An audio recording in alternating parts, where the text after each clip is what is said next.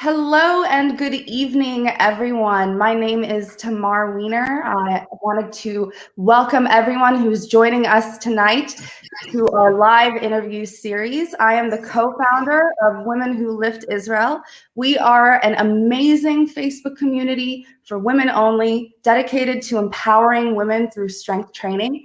And we started these live interviews because we wanted to provide our members with as much motivation, inspiration, role models, and advice for them to be able to live up to their best athletic potential. And tonight, I am so excited because we have Liron Murphy. She is a certified sports physiotherapist. Shortly, she'll introduce herself. And I'm very excited because today we're going to talk about the topic of to rest or not to rest, how to train around pain and injury. This is a topic that's very near and dear to me. And I would love to let you take it away. Oh my goodness, my dogs. I would love to let you take it away. Introduce yourself, tell us about what you do, what you specialize in, and why we're interviewing you here tonight. Hi, thanks Tamar. I'm Liron. I'm the co-founder of Momentum Physiotherapy, a physiotherapy practice in Tel Aviv. We specialize in sports and orthopedic injuries, as well as women's health and pelvic floor rehab.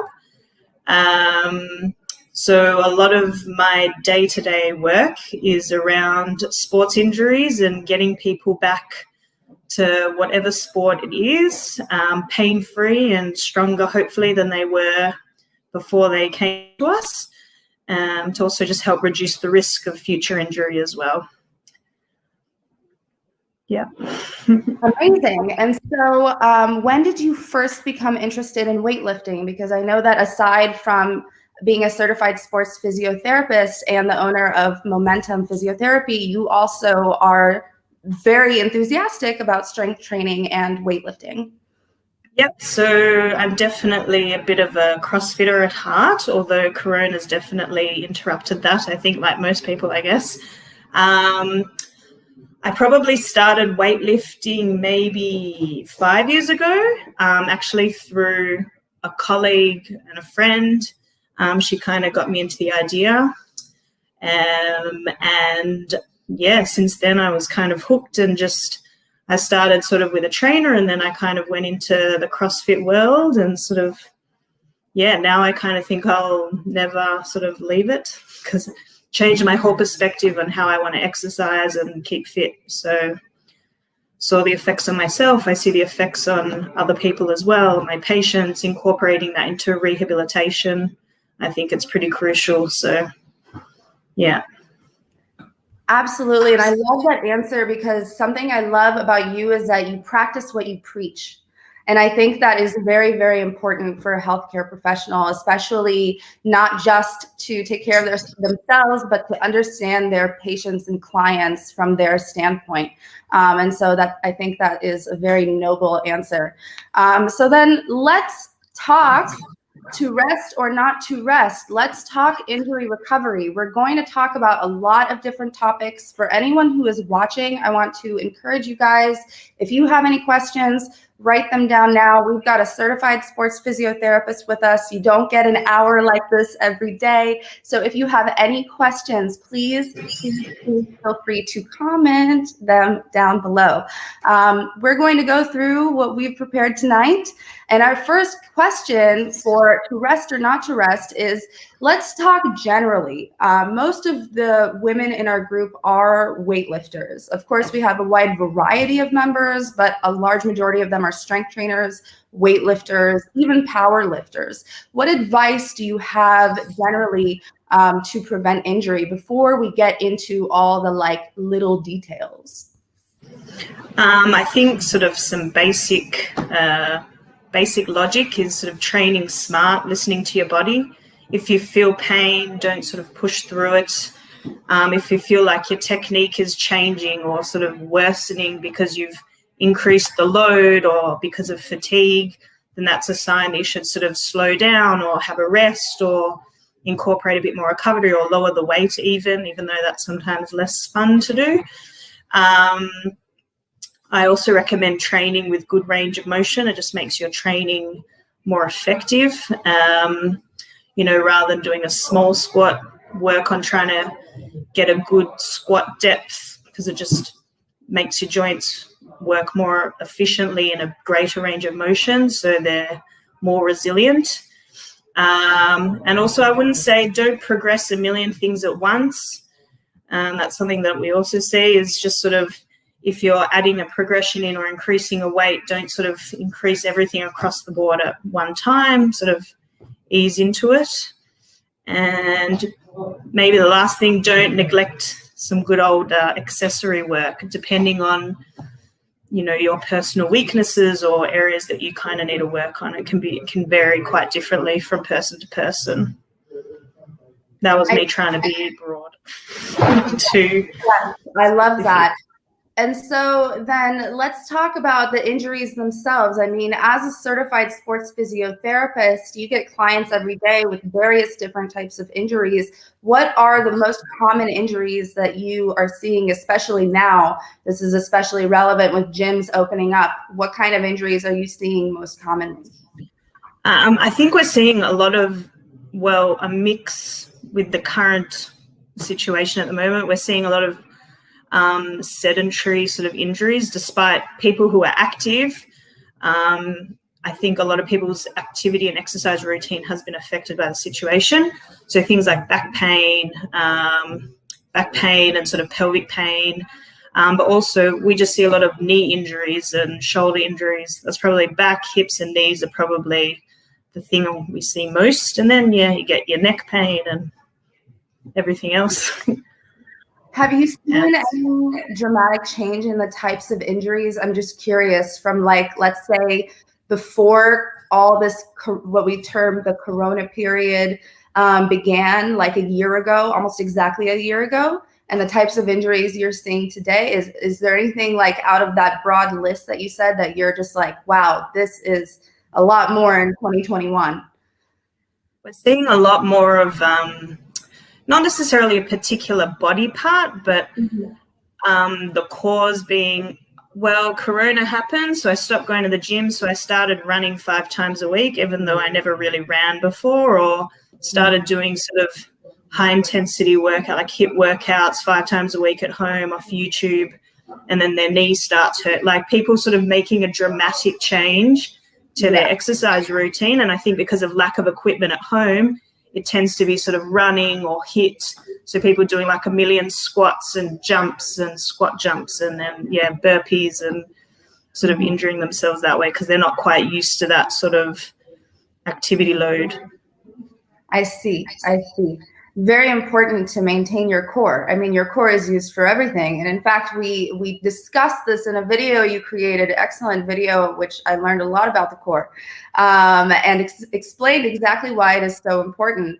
And so I think that is especially important to remember. And I think you're right. I've heard from a lot of my friends who just say, well, gyms were closed and I only have a set of dumbbells at home, so I only did XYZ. And what you see between the lines is all the things that you then neglected therefore. And then you start seeing that later, as you mentioned. Very interesting. So then I would love to talk about the topic of mobility. Mobility is a huge buzzword right now, and it has been for a little while, to be honest. Research is very, very new and exciting about mobility. And there are many people who have heard the term mobility, but have no clue what it is or what role it plays in a strength training or any kind of like fitness routine. Before we get into actual questions about mobility, I would love if you could explain to our members, like when someone hears mobility, what does that mean? So mobility is a mix of flexibility and strength. Someone can be, I think previously people talked a lot about flexibility, and ultimately flexibility is important in terms of our physical health. However, someone can have really good flexibility but not be very strong throughout that range of motion in their muscles or their joints, and therefore a bit more prone to injury. And then on the other end, someone can maybe not be very flexible but then very strong, but just sort of in that very small sort of range of motion. And so mobility is looking for that sweet spot of where you can move really well, but you've got good strength and control throughout that motion. And it's for every joint, essentially. Mobility is relevant for your spine, for your shoulders, your hips, knees, ankles. And it's important to incorporate some sort of mobility work, I think, especially a strength training, weightlifting sort of routine. I think that's important. Right. So then how often generally should someone do mobility work? Because I've heard a whole range of answers that are all over the place. And I think if I asked in the group, how Sarah asks a question every day, I think we'd get 30 different answers. Is there simply many different answers, and does it depend on the person how much mobility they should do? Or is there a general recommendation to start with, perhaps? I think ultimately it depends on the person a little bit, and also it just depends on what's also reasonable, what are you going to be able to fit within your workout routine and your life in general. And I think you can also pick and choose a little bit with mobility. Obviously you can get the hardcore mobility fanatics that'll say you need to work on your mobility every day, every joint, every muscle to, maintain, good physical health. But most of us have jobs and lives, and, it's not so feasible. So I think you can sort of work on areas I think it depends on you specifically. If you have particular areas where your mobility is lacking, I'd probably recommend on maybe taking a period of time, a few months, and saying focus on those particular joints or muscles, and then sort of incorporate that. There's ways to maintain that through good strength training, and then you can sort of focus on another area of muscles or joints that you're sort of a little bit less mobile in, and then again, if you can maintain that well with good quality strength training. So in terms of how often, obviously the more the better, but I kind of think if you're sort of strength training 2-3 times a week or more, I'd say try to incorporate some mobility work within each of those workouts is ideal. But having said that, the people that sort of work in sedentary jobs, sitting a lot, if you can try and incorporate some mobility work just sporadically throughout your day, that can also have a big effect. But in terms of what the ideal amount is, I think research really depends on what you do, because also people who strength train with really good technique, it's very variable essentially depending on what your mobility is like. So I think how often and which parts of your body and that kind of thing quite varies from person to person. That was I feel like a broad answer that doesn't quite answer your question. It is a broad answer, but at the same time, you are right, because it very much depends. I mean, I have a hand injury and a foot injury, and what I do for mobility may not necessarily be what my co-founder Sarah should do for mobility. She currently has a shoulder injury. So you're right in that it's a non-answer, but that is appropriate and very, very informative. I think if you work on your weaknesses and you feel like you make mobility gains, then it's much easier to also maintain it once you're doing a good quality strength program. So for instance, ankle mobility, if you're lacking ankle mobility and you can work on it and whatever, and then if you continue doing heavy squats but with good technique going relatively low, you're going to maintain that ankle range of motion and that mobility. So it's just about finding a balance kind of thing and working on your weaknesses, so your hand or your shoulder. That totally makes sense. So then I have a question then. If someone, let's say, it currently doesn't have anything in their routine for mobility, hypothetical, someone who, let's say they do work out regularly, but for some reason right now they don't have mobility as part of their strength training routine.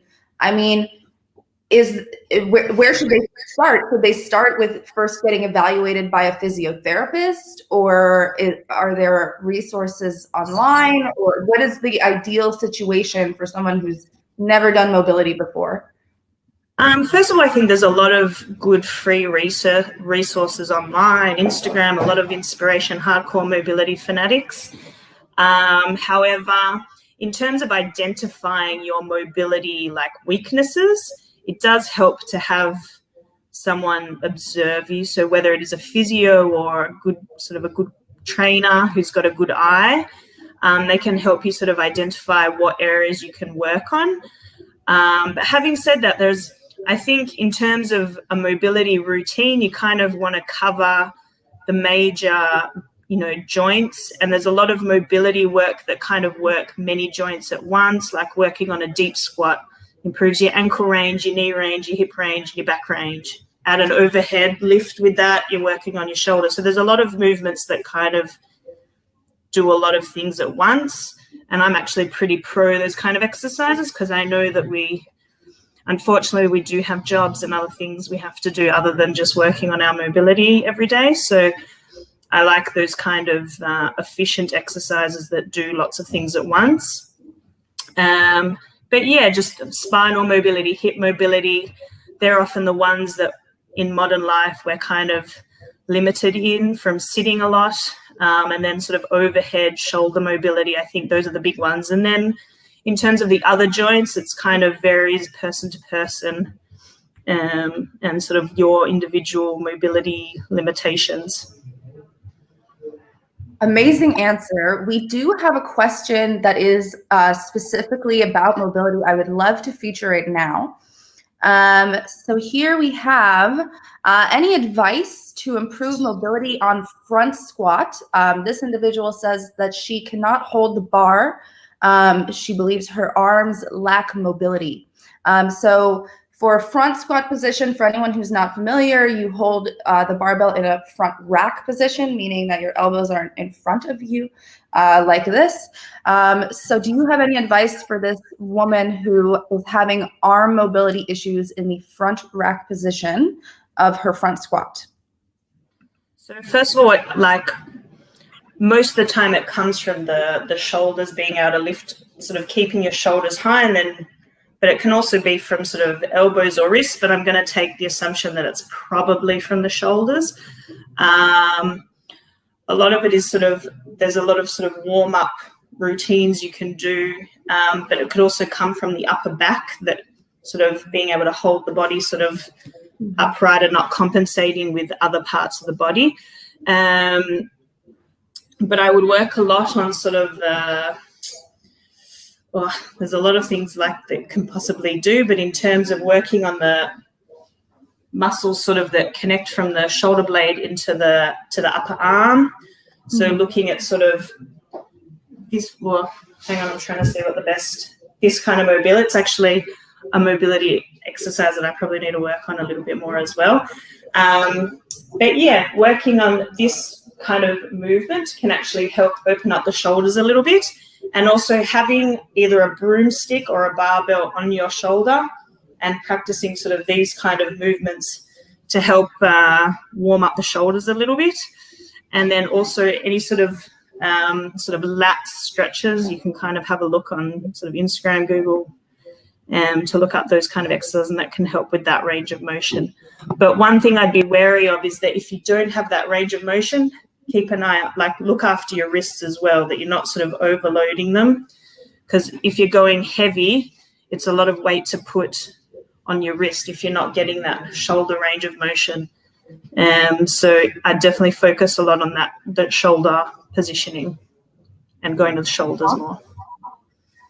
Good answer. I hope you guys caught that. We do have one more question about mobility. Like I said, mobility is like the big buzz thing right now. So I would love to feature this next question, and then we will move on to the rest of our awesome questions that we have prepared. A bit of a longer one. I'll read it to you. This is about arthritis and exercising with mobility. This woman is asking, is it best to do the exercises given by a physiotherapist, or is there a way to combine the two, meaning I guess, exercise, and then also stuff from a physiotherapist, exercises from a physiotherapist, so that the pain is eased and you also end up getting fit. Can you combine them? What you need to do from a physio, all the exercises you get from a physio about arthritis, and also exercising. Yeah. Well, I'm curious also if it's sort of arthritis in sort of quite a few joints in the body, or if it's arthritis in sort of a specific joint. Ultimately, it kind of depends in what stage of arthritis and what your pain levels are like. But I think the main thing would be to find a physio that's kind of in line with you. You know, there are a lot of physios that are a bit more Pilates or strength training, or, you know, and I think if you want to strength train, if you have a physio that maybe doesn't have a lot of experience with that, or they might be less inclined to kind of take you down that pathway. So I think working with a physio who is a bit more strength and conditioning kind of inclined, that will really help you combine those two, because a lot of your physio exercises could easily be strength training exercises. There's no reason why they shouldn't be. However, I say that because without knowing your pain levels and what joints are affected and how severe the arthritis is. You did just answer a few joints all over. It's not a specified area. Yeah, so. Like ultimately strength training is really good for arthritis, and that's the main treatment for, like, that's a really effective part of treatment for arthritis. It just needs to be done in a way that doesn't cause flare-ups. And so it's a little bit of a trial and error, and working with a health professional that can sort of help guide you through that. And so I think the main thing is just finding a physio that you feel is helping you work towards your goals. That if that's strength training, then yeah, look for a physio that's going to help you get there, rather than a physio that might be a bit more, I don't know, shying away to a different direction.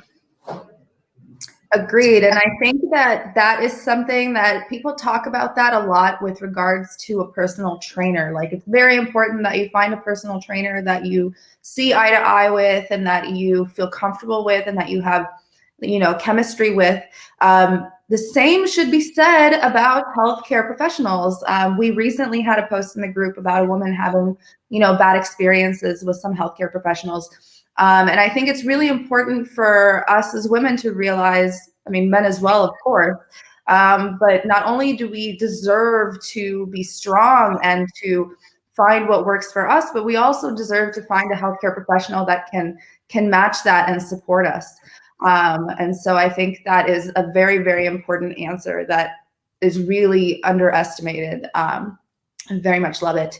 I would love to move on to the next question, because we have many more questions to get through, and I already see questions from the community. So anyone out there, if you have questions, write them down here, and we will get to them at the end.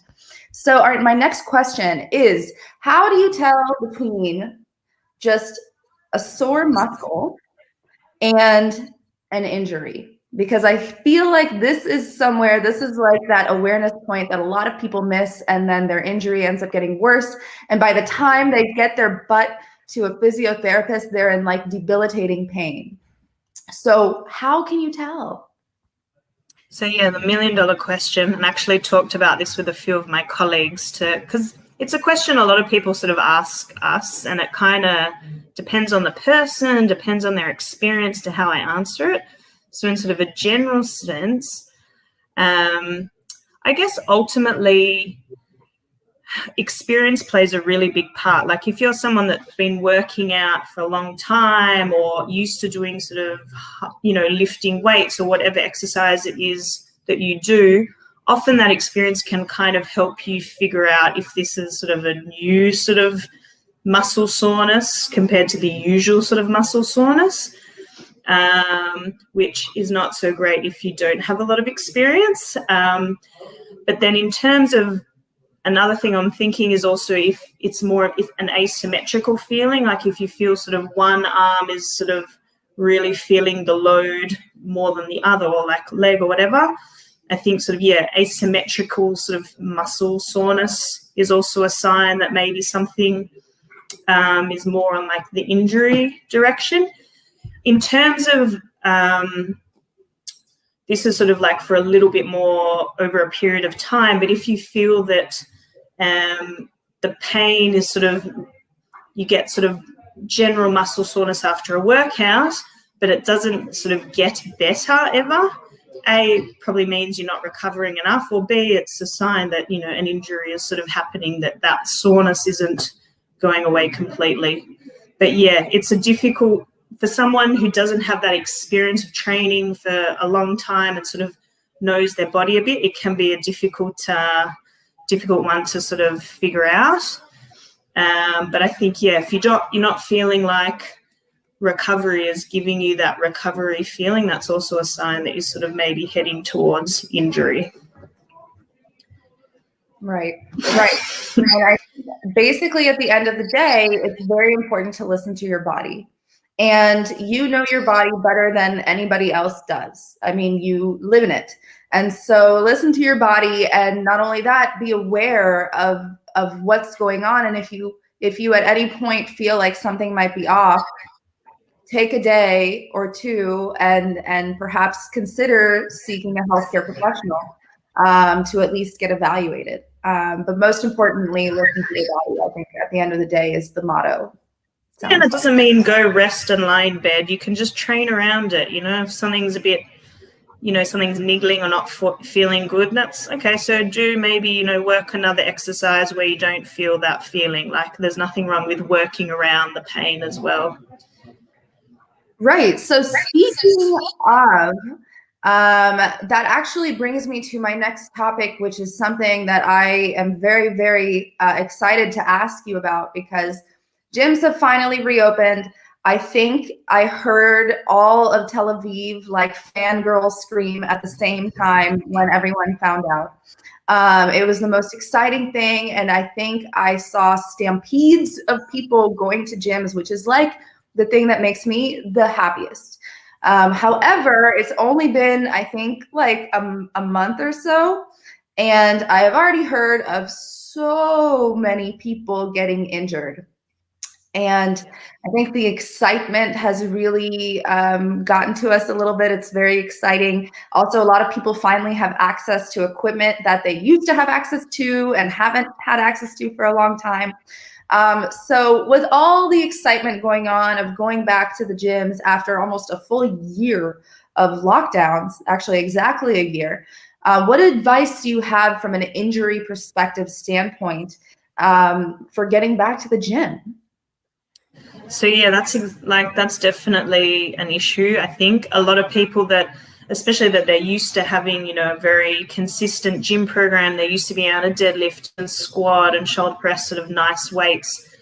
At the end of the day, yeah, if we haven't been maintaining that weight or doing those exercises over the last year, despite staying active and doing modifications or exercises, you kind of can't really compare the two. So when going back to the gym, I would 100% not expect to be lifting anywhere near to what you were lifting a year ago if you haven't been lifting heavy or haven't had access to sort of weights in this last year.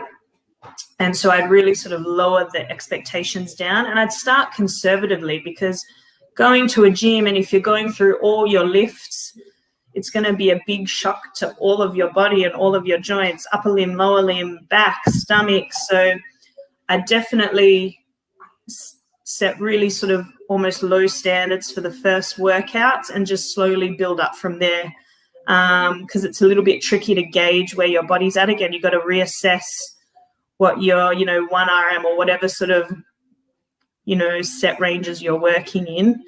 You need to reassess all of those numbers again, and it just takes a bit of time, and rather sort of be safe than sorry. So I'd really maybe up the reps, low the weights a little bit until you sort of can just figure out all your sort of your RMs again, and go from there, and just take it easy, basically.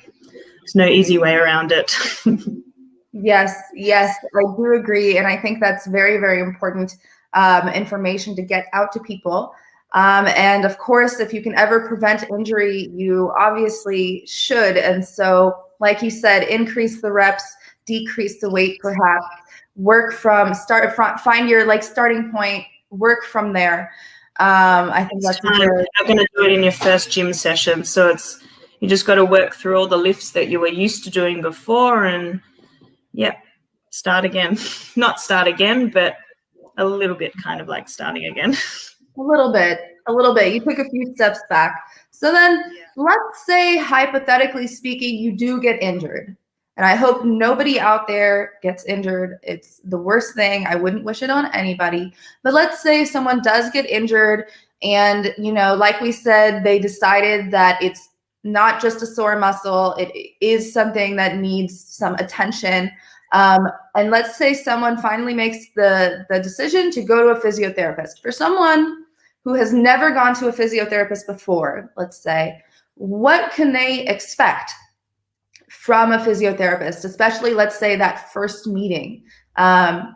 What is it that they can expect and look forward to? So it kind of depends where they are in their injury kind of state. If someone's in a very sort of acute and very painful injury, in the first session, a big chunk of it, well, for any part of the injury, whether it's sort of a bit more chronic and not less painful versus sort of a very acute, very painful injury, there's going to be a big chunk of the first session where the physio is going to assess and diagnose the injury, what's causing injury, where it's coming from, what muscle, what joint, and then from there begin treating. So depending if it's a very painful and acute injury, a big part of the treatment will be trying to reduce that pain and calming the pain down.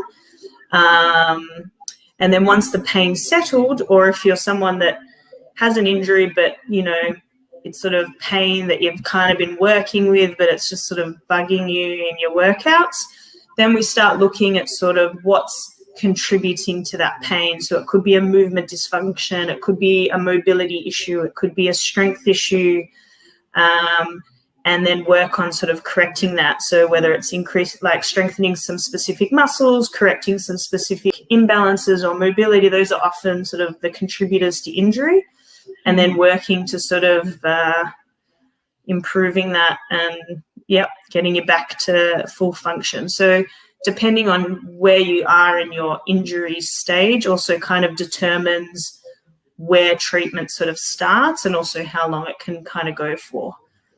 Mm-hmm. Amazing. And so I guess my other question is, a lot of people don't exactly understand what the process, I guess, of going to see a physiotherapist is like. I can understand it depends on the injury, but let's say even, for example, an acute injury, like an acute flare-up or something like that. Is a physiotherapist the type of, what am I trying to say? The type of appointment that you'd have to continuously follow up on? Is this something that you would continuously have to work on over time, like a program? Or is physio kind of like you can do an appointment and you can get resources and you can figure it out? It can be all of those. It depends on the injury, it depends on the person.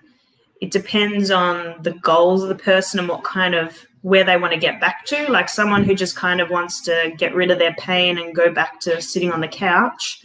It's also going to be very different to someone that wants to get to sort of high level CrossFit. They're going to have different, it's going to be a different process. So that's also a big part of it is, in the first session, I'll often spend time talking with the person and what their goals are. So it kind of gives me an idea of where we need to go. So sometimes you get people that they only want to come in, they want a program, they're pretty independent. They want someone to just look at sort of their weaknesses and mobility issues and sort of give them some feedback and then send them on their way. There are other people that need a bit more sort of constant guidance. And so that we can, we might meet on a weekly basis and sort of work on various things. And it's very much a process that can go over quite a long period of time. or you get people that are in really severe pain, so then treatment might be more regular just to sort of get on top of that pain, and then from there start and sort of improving their function and getting onto more of a program of prevention or rehab and prevention. So yeah, a little bit of all of those. And like I said, it really, like I often have that conversation in the first session to sort of ask, what are you looking for in terms of your rehab goals? Because there's no point me shoving my goals on that person. You know, they've got to, if someone wants to Netflix, great. If someone wants to CrossFit, great. Run, great. So you've got to work and build a program accordingly. Right. And I think that's also a very important step that a lot of people forget, is that like getting yourself to a physiotherapist to get started on a program is great, in the same way that getting started with a personal trainer on a program is great. But something that people often forget is that they need to really decide what their goals are when they begin this process. And like my personal experience was, when I first went to look for a personal trainer, I got sent away. I went to a gym and they were like, what are your goals? And I hadn't thought about it. I genuinely did not know. And they said, think about your goals and then come back to us. And that's what I did. I ended up with a great personal trainer. But I think that you make a very important point, is that everything depends on, first of all, you as a person and what you're experiencing and what your personal goals are. And so I think that's very important. And I think also a physio can sort of help you sort of figure those goals out, because sometimes, yeah, if I just ask, what are your goals? People are like get rid of my pain kind of thing. And also it's taking into considerations one's lifestyle, and, you know, they also need to be realistic goals, rather than I'm going to do a mobility routine for an hour a day, strength and conditioning 3 to 4 times a week. You know, you've got to work with the person and what's sort of feasible, because we don't want to just create, you know, unrealistic goals as well. So it's a big part of sort of the rehab and injury treatment, is just establishing and having that conversation with someone in the first or second sort of treatment. Mm-hmm. Yeah. Very, very important. And so I would love to move on to this next question, because it's actually very relevant here. And that if you could give the community one big, simple wellness tip to reach their goals, what would that be? I know it's a loaded question. Again, I went around and asked my colleagues about what their wellness tip would be. And I think the best one was squat well. And then I was like, yeah, work on your deep squats. But a wellness tip that helps reach your goals, ultimately, when I'm working with someone long-term on reaching their goals, like really trying to get some sort of significant change in their life to help with injury prevention or dealing with sort of pain or something like that, I think a big part of it is trying to A, keep it goal orientated, and B, making adjustments according to your life and what you enjoy doing. So, you know, if someone hates mobility training but loves lifting weights, trying to sort of, not saying just don't ever do mobility, but I think work to what you enjoy, because if you don't enjoy it, you're never going to do it. So there's ways to sort of strength train a bit more smartly that helps with your mobility, so you don't have to, you know, suffer through a mobility routine. I think, yeah, ultimately I don't have a huge, golden tip, but I think ultimately enjoying what you do in terms of physical activity is really important, and it's also increases the chances that you're going to stick with it long term, which at the end of the day is consistency is more important than doing something that you hate for like 2 months and then giving up. Mm-hmm. Yeah. And squats. That's the perfect answer, along with squats. I agree, actually, on both parts of your answer, the squat part and the first part as well. Yeah. Not only are squats really, really good for you, but I think that what you touched on something that's really, really important, in that I've had a lot of people tell me, well, Tamar, I don't like lifting weights. Like, I love lifting weights, and people come to me and they say, well, you know, I don't like lifting weights. What am I going to do? And I say, it's very, very simple. You find something that you love. because you are the one at the end of the day, you know, busting your butt, putting the hours in, putting the work in. Find something that you love and that you enjoy, I think, is the bottom message, the bottom line. And so our second to last question here, it's already been 40 minutes and it's been a very informative and wonderful interview. I'm really personally enjoying this. We want to bring awareness to the health benefits of having muscle on a woman's body. For some reason, when men lift weights, it's seen as very, very normal. When women lift weights, sometimes people seem to look twice and don't quite understand why that is necessary. This is something that we are obviously very, very passionate about educating the masses on. Strong women are awesome, and women deserve to be strong. So as a certified sports physiotherapist, what are some of the benefits that you see for a woman having muscle on her body? First of all, I think it just helps with all physical function, essentially. It reduces sort of risk of injury, risks of aches and pains, any sort of degenerative effects that happen in our joints and our muscles that often just happen with aging. With women specifically, we go through a lot of periods in our lives that affect our hormones, that can affect our estrogen levels. So pregnancy, the postpartum period, menopause. So having good strength training, resistance training really helps with our bone density, which is super important in preventing osteoporosis and any complications like that. And also having strong muscles around that helps any sort of changes that happen in our joints. And then it just helps functionally, like life's better when you have muscles. You know, again, referring back to all the things that women need to go through, from having kids to carrying your shopping upstairs on the 4th floor or whatever. Life is just a bit more, it's just easier if you've got muscle around it. And if you do get injured, someone who's already got a strength basis and has muscles, it certainly makes things easier. Often the injury is a little less severe, and it's also easier to rehab afterwards.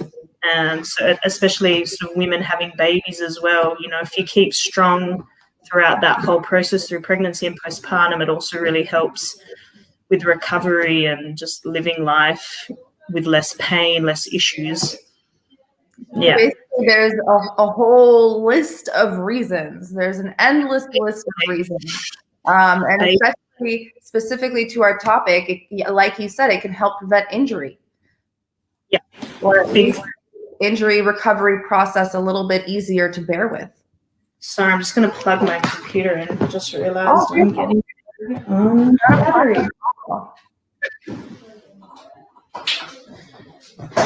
But yeah, anyone who's got sort of a good muscle mass, you know, whether it's they've after an injury or after surgery or after a period of time where they haven't exercised a lot and they're not in the best shape, if you've got that basic muscle mass, it already just makes everything, the rehab process, the recovery process, much easier from the get-go. Amazing, amazing. As if we didn't need more reasons to try to convince people, but it's just, I love your answer. You were very, very thorough. And so I would love to give you the opportunity now to talk directly to our members. Most of our members are very new to strength training, total newbies in the strength training world. Is there anything you would love to share with them directly that we haven't yet covered in this interview?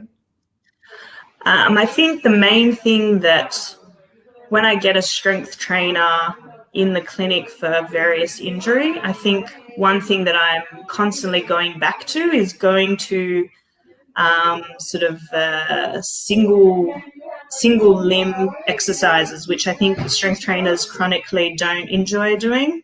So I think probably my biggest tip for strength trainers is making sure you've got a nice single leg squat or single leg shoulder presses, single arm shoulder presses, working, because identifying major asymmetries between sides, that's a really good, and minimizing asymmetries between sides is good for treating any pains and injuries, but also really good for preventing it. And pretty much anyone who comes in here and lifts and is injured, I'm going to get them doing single leg something or single arm things. And so to just clean up those asymmetries. So I know a lot of people suffer through their single leg squats and therefore never practice them, but yeah, get onto it.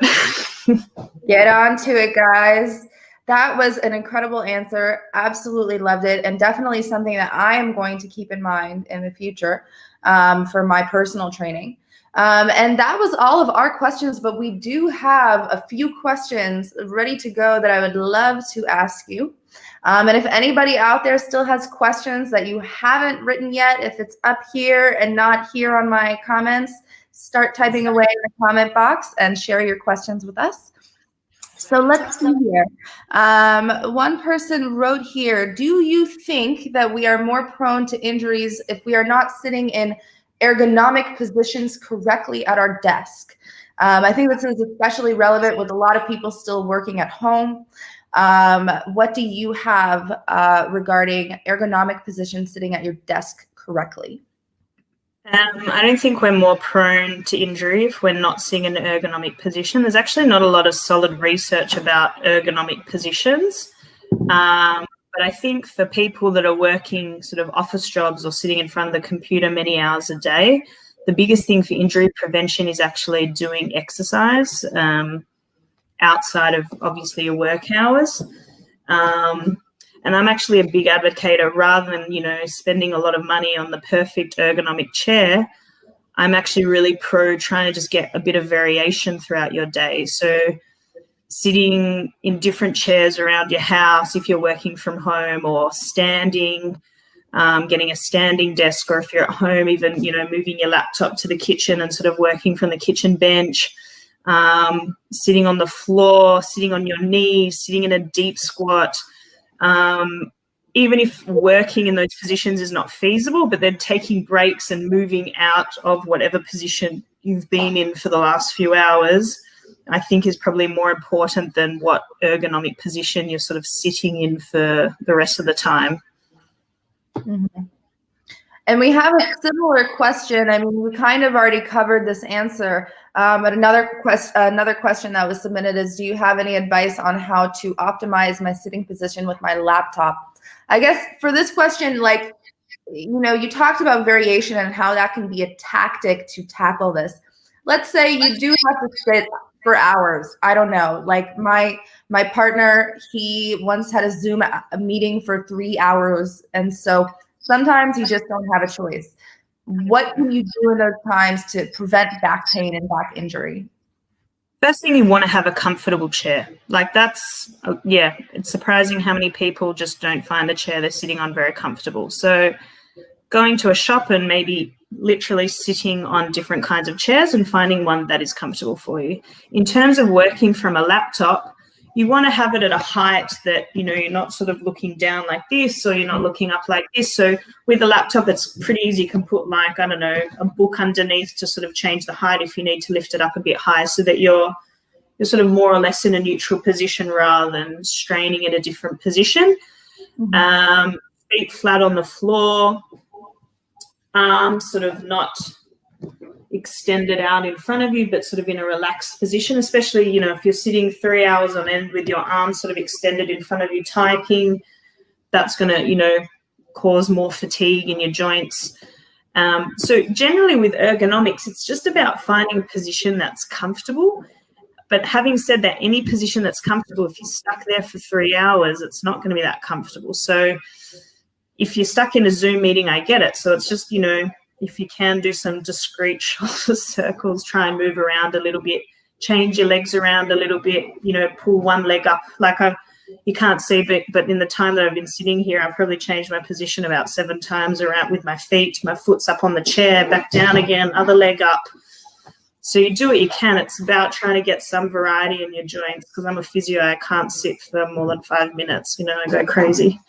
But yeah, then. So the basics is just having a relatively comfortable setup. If you're not comfortable in your chair, that's already from the get-go not very great. And then, yeah, discrete variation changes in your sitting position. yeah, that's the best I've got for you. Wonderful, wonderful. We have one more question here submitted. It's a bit longer. I'll go ahead and read it to you. A lot of people recommend having at least 2 to 4 rest days per week. But if your body is not tired and you are listening to it, listening to your body, do you have to have rest days? Especially in CrossFit, the WODs are programmed to work on different body parts during the week. So essentially the question is, this woman has heard that you need to rest 2 to 4 days a week. Is that compulsory? Or like, what if your body just doesn't feel tired, but your program says you have to have a rest day? Then what? I'm kind of assuming 2 to 4 rest days, it's sort of for a body part or a muscle or a joint rather than a complete rest day. It depends on sort of what you're programming, what your goals are for, you know. So a lot of programs are designed for a particular thing, and yeah, you need to have some rest days. But if you're sort of a hobby CrossFitter and you're feeling good, yeah, it's a pretty tricky question without knowing the specifics. Yeah. Let's say then, very, very generally speaking, I mean, is there any kind of like minimum number of rest days you should try to aim for? Again, it's kind of what your goals are for, you know. Okay. If you're sort of working towards hypertrophy, yeah, it's kind of tricky to answer that. Kind of really depend, because in terms of rest days and strength work, when it comes to sort of getting down to how many reps, how many sets, what percentage of weight you're working in, and then rest days, it can actually get really scientific. And so it kind of depends on your goals. But if I'm talking to a sort of a CrossFitter who just wants to, you know, build their fitness, get strong, a 4-day rest period, yeah, if you're feeling good, I feel like, yeah, you could probably not have to take a 4-day rest period. That's quite a lot. So you could probably shorten it depending on how you feel, and your body will adapt. But yeah, it's tricky to know without knowing the details and what the goals of the programming are to really sort of answer that. She did comment. She did comment that she's a hobby CrossFitter that just does it for health, excuse me, and fun.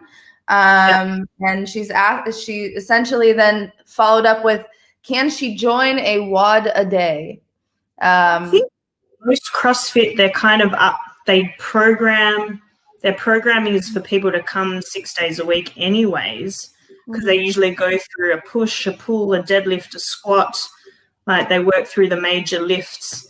And so in a way you're getting the rest days happening anyway. So I think if you build, but having said that, someone relatively new to CrossFit, going to CrossFit 6 days a week is going to be pretty intense.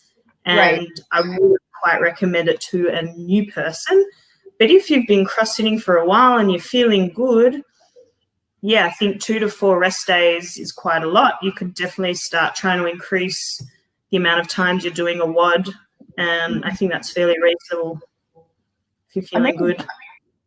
Amazing. Awesome. Well, that is actually the close to this wonderful interview that we have had, and it has been a really, really informative hour with you, Liron. Thank you so much for your time. We very much appreciate it, and we very much appreciate your answers. Thank you so much. Has been fun. Wonderful. And to everyone who was watching at home or will watch later, thank you so much for tuning in with us. It's been an absolute pleasure. We even have some comments from people saying thank you. And so we've had a lot of fun here today. So thank you guys. Have a wonderful evening and stay well. Bye.